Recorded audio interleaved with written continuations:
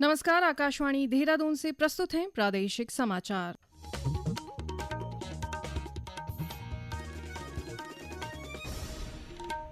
पहले मुख्य समाचार। मुख्यमंत्री पुष्कर सिंह धामी ने कहा, प्रदेश सरकार हिमालय संरक्षण को लेकर पूरी प्रतिबद्धता के साथ कार्य कर रही है।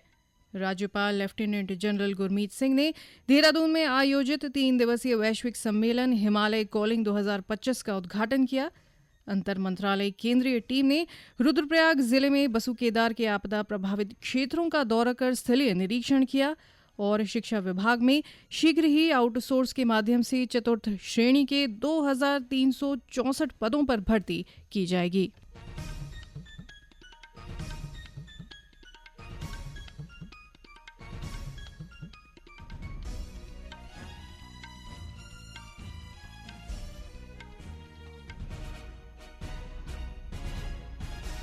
प्रादेशिक समाचार के साथ मैं व्याख्या चंदोला और अब समाचार विस्तार से। मुख्यमंत्री पुष्कर सिंह धामी ने कहा है कि प्रदेश सरकार हिमालय संरक्षण को लेकर पूरी प्रतिबद्धता के साथ कार्य कर रही है। उन्होंने कहा कि इस महत्वपूर्ण काम में सभी को अपनी भूमिका निभानी होगी।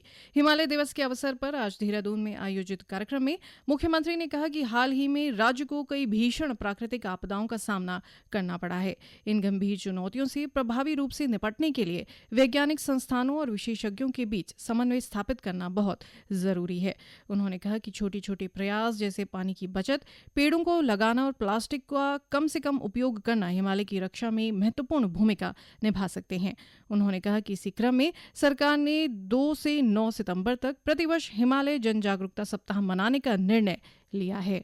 वर्तमान में जिस प्रकार की चुनौतियों का हम सामना कर रहे हैं, निश्चित रूप से हम सबको आज के दिन ये संकल्प लेना होगा कि हम पूरे वर्ष भर प्रकृति के संरक्षण के लिए, हिमालय के संरक्षण के लिए काम करेंगे। और इसीलिए हमने ये तय किया है कि 2 सितंबर प्रत्येक वर्ष बुग्याल दिवस के रूप में मनाने का हमने निर्णय लिया है। और बुग्याल दिवस से लेकर हिमालय दिवस तक लगातार 1 सप्ताह तक, एक दिन हवा के लिए, एक दिन पानी के लिए, एक दिन जमीन के लिए, एक दिन वनों के लिए, एक दिन मिट्टी के लिए, एक दिन पहाड़ से मैदान तक जनजीवन के लिए, इन दिनों को हम जो है एक एक दिन इनके नाम पर हमको मनाएंगे। और प्रत्येक दिन और प्रत्येक वर्ष भर हमारे ये कार्यक्रम चलेंगे। इसके लिए हमने एक समिति भी बनाई है। हम हिमालय बचाएंगे, हिमालय बचेगा तो निश्चित रूप से पूरे संसार को जो है कहीं न कहीं हिमालय के बसने से सबके बसने का रास्ता निकलेगा।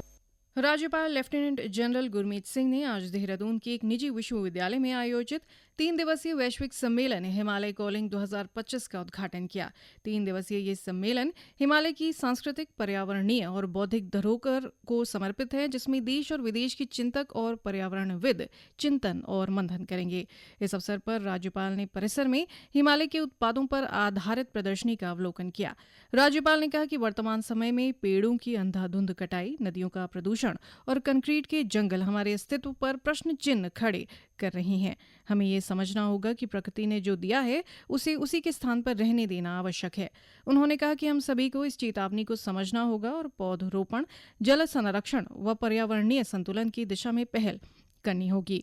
राज्यपाल ने कहा कि हिमालय कॉलिंग हिमालय की रक्षा और संरक्षण के लिए हम सभी की सामूहिक प्रतिबद्धता है।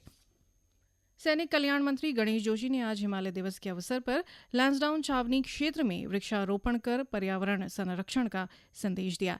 इस अवसर पर गढ़वाल राइफल्स के जवानों और अग्निवीर रंगरूटों ने भी भागीदारी की। श्री जोशी ने प्रदेशवासियों को हिमालय दिवस की शुभकामनाएं देते हुए कहा कि हिमालय हमारे अस्तित्व, संस्कृति और सभ्यता की धरोहर है। उन्होंने प्रदेशवासियों से अपील की कि पर्यावरण संरक्षण को जीवन का हिस्सा बनाएं और वृक्षारोपण को एक जन आंदोलन का रूप दें। जल संरक्षण अभियान के तहत चंपावत में नदी महोत्सव जागरूकता गोष्ठी आयोजित की गई। गोष्ठी में जल संरक्षण के महत्व, नदियों और नालों की स्वच्छता तथा प्राकृतिक जल स्रोतों के संरक्षण पर जोर दिया गया।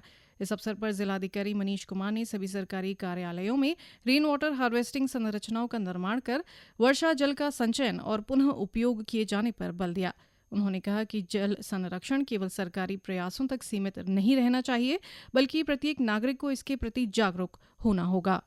समाचार आकाशवाणी के देहरादून केंद्र से प्रसारित किए जा रहे हैं। ताज़ा समाचार के लिए आप हमारे सोशल मीडिया एक्स व Facebook page Akashvani news Uttarakhand को फॉलो कर सकते हैं।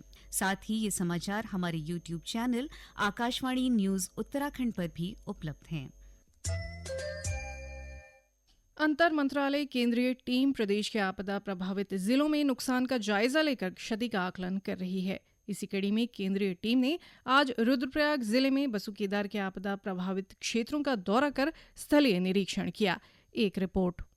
अंतर मंत्रालय केंद्रीय टीम के सदस्यों ने बड़े तक सड़क मार्ग से आपदा प्रभावित इलाकों का निरीक्षण किया और स्थानीय लोगों, प्रशासन व संबंधित विभागीय अधिकारियों से क्षति और पुनर्निर्माण कार्यों के आकलन की जानकारी ली। स्थानीय लोगों ने टीम के समक्ष अपनी समस्याएं रखी और उनके निराकरण का अनुरोध किया। टीम ने स्थलीय निरीक्षण के साथ हवाई सर्वे कर आपदा से प्रभावित क्षेत्रों छैनागाड़, तालजमड़, बगरतोक, जौला, डूंगर, भटवाड़ी, स्यूर आदि की स्थिति का बारीकी से अध्ययन किया। निरीक्षण के दौरान टीम द्वारा बुनियादी ढांचे की क्षति, सड़कों, पुलों, सार्वजनिक भवनों, बिजली और जल आपूर्ति लाइनों को हुए नुकसान के आकलन के साथ ही कृषि, फसलों, पशुधन और स्थानीय आजीविका के अन्य साधनों को हुए नुकसान का जायजा लिया। केंद्रीय टीम का नेतृत्व कर रहे संयुक्त सचिव डॉक्टर आर प्रसन्ना ने कहा कि उनके इस दौरे का मुख्य उद्देश्य आपदा से हुई वास्तविक क्षति का आकलन करना है, ताकि केंद्र सरकार को प्रस्तुत रिपोर्ट के आधार पर प्रभावित क्षेत्रों के लिए आवश्यक सहायता और पुनर्निर्माण कार्यों की योजना शीघ्र बनाई जा सके। उन्होंने कहा कि इस संबंध में विस्तृत रिपोर्ट केंद्र सरकार को भेजी जाएगी। इस रिपोर्ट के आधार पर आपदा प्रभावित परिवारों के पुनर्वास, बुनियादी ढांचे की बहाली और दीर्घकालिक सुरक्षा उपायों के लिए ठोस कदम उठाए जाएंगे। आकाशवाणी देहरादून के लिए समाचार कक्ष से रविंद्र सिंह।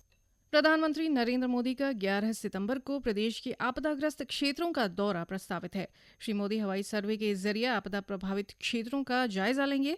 मुख्यमंत्री पुष्कर सिंह धामी ने कहा कि केंद्र सरकार लगातार उत्तराखंड में आ रही आपदा को लेकर निगरानी कर रही है। भारत सरकार के स्तर पर आदरणीय प्रधानमंत्री जी का, आदरणीय गृह मंत्री जी का मैं बहुत धन्यवाद करता हूं उत्तराखंड की जनता की तरफ से।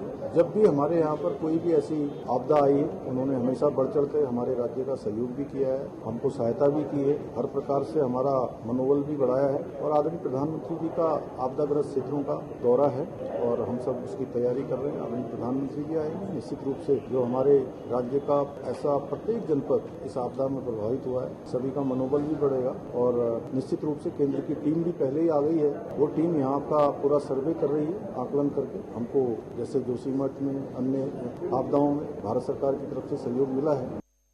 प्रदेश में विद्यालयी शिक्षा विभाग के विभिन्न कार्यालयों और विद्यालयों में लंबे समय से रिक्त पड़ी 2364 चतुर्थ श्रेणी कार्मिकों के पदों पर शीघ्र भर्ती की जाएगी।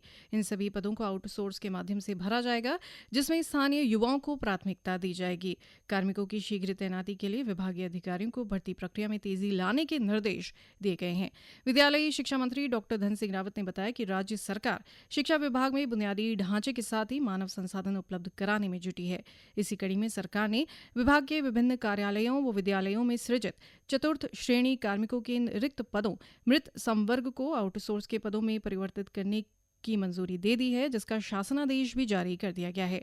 आउटसोर्स से तैनात कार्मिकों को प्रत्येक माह 15,000 रुपये मानदेय दिया जाएगा। उन्होंने कहा कि चतुर्थ श्रेणी कार्मिकों की नियुक्ति में राज्य में प्रचलित आरक्षण नियमों का पूरी तरह पालन सुनिश्चित किया जाएगा। उत्तरकाशी जिले के इको सेंसिटिव जोन में विकास कार्यों और पर्यावरण संरक्षण के बीच संतुलन स्थापित करने के उद्देश्य से जिलाधिकारी प्रशांत आर्य ने कलेक्ट्रेट में एक बैठक ली।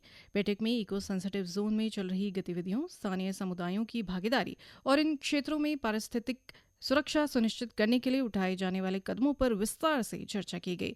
जिलाधिकारी ने निर्देशित किया कि इको सेंसिटिव जोन में पर्यावरणीय मानकों का सख्ती से अनुपालन सुनिश्चित किया जाए और सेंसिटिव जोन में केवल ऐसी परियोजनाएं शुरू की जाएं जो पर्यावरण के अनुकूल हों और स्थानीय लोगों के जीवन को बेहतर बनाने में सहायक हों।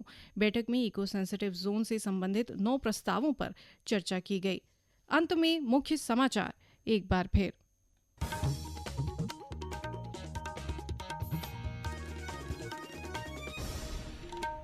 मुख्यमंत्री पुष्कर सिंह धामी ने कहा, प्रदेश सरकार हिमालय संरक्षण को लेकर पूरी प्रतिबद्धता के साथ कार्य कर रही है।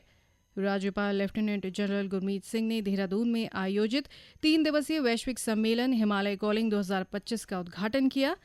अंतर मंत्रालय केंद्रीय टीम ने रुद्रप्रयाग जिले में बसुकेदार के आपदा प्रभावित क्षेत्रों का दौरा कर स्थलीय निरीक्षण किया और शिक्षा विभाग में शीघ्र ही आउटसोर्स के माध्यम से चतुर्थ श्रेणी के 2364 पदों पर भर्ती की जाएगी। इसके साथ ही प्रादेशिक समाचार का ये अंक समाप्त हुआ। नमस्कार।